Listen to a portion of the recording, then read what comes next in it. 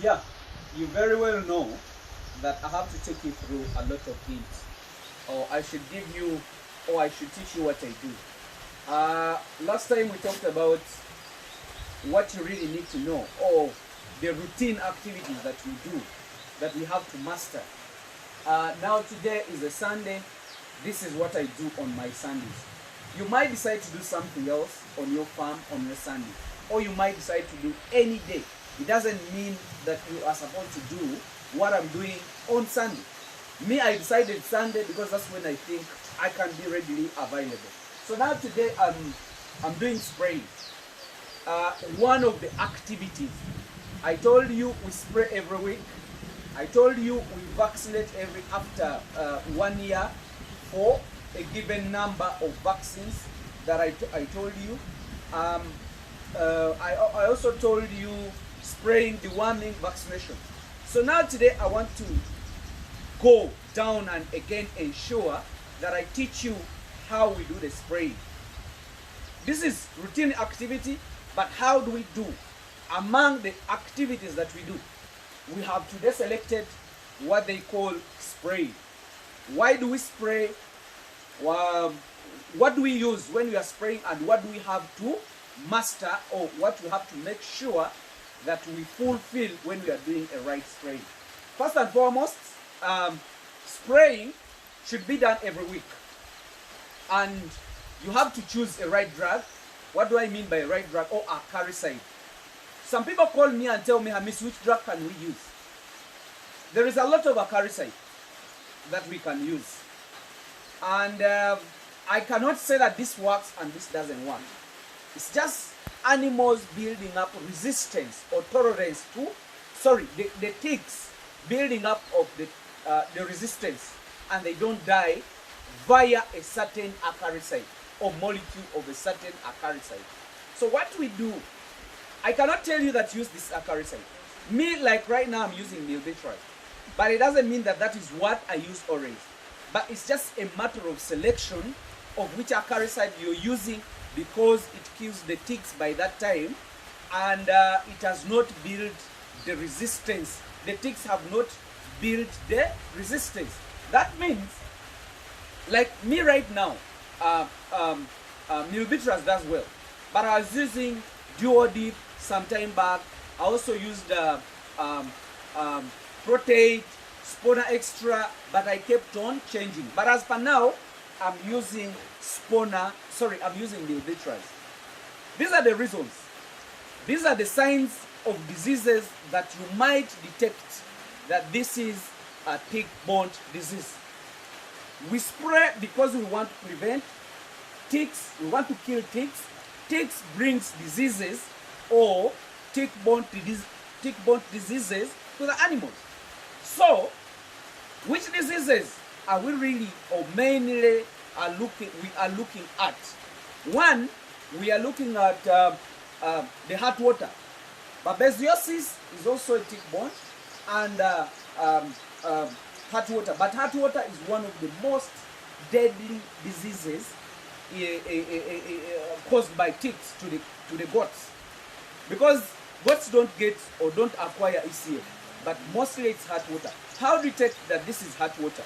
An animal can be okay, but if you spray badly, an animal can go to the field, come back when it's staggering,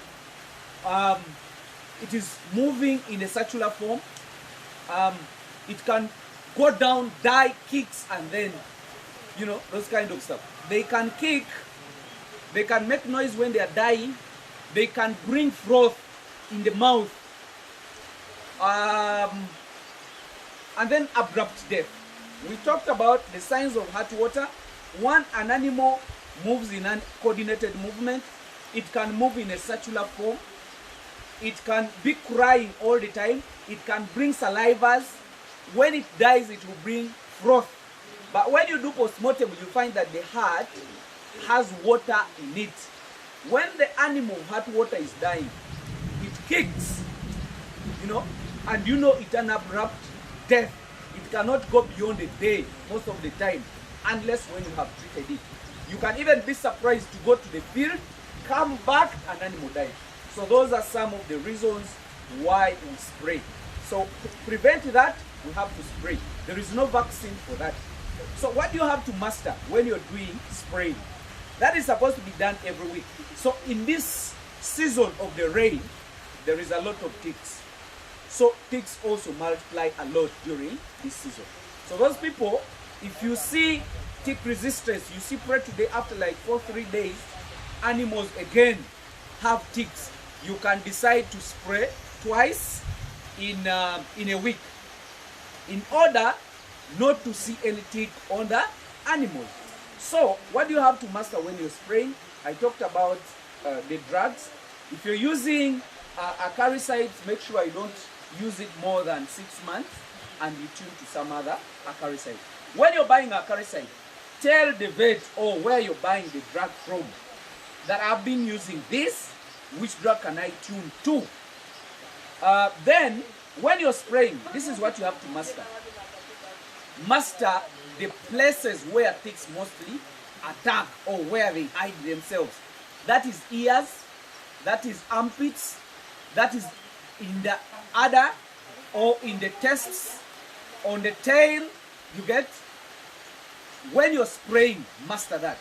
Also on top of that, use the best sprayers. The reason why we use sprayers, the reason why we pump so much, we are creating pressure such that the drug can go under the skin. So if you're using a drug and it's not a power run, and you're not using a high pressure machine that can pump the acaricide and it goes under the skin, then it might not work. So use a machine. Even if you're using a manual machine, make sure you pump with a high power, and make sure that the pump gets the pressure. Having the pressure in the pump, it is not optional. It is a must, because we want the drug to work under the skin.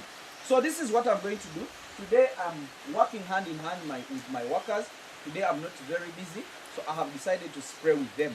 So here is the crush where we are spraying the animals from, and this is the pump. It's a motorized knapsack sprayer. Let's start it. So I want to show you how they spray.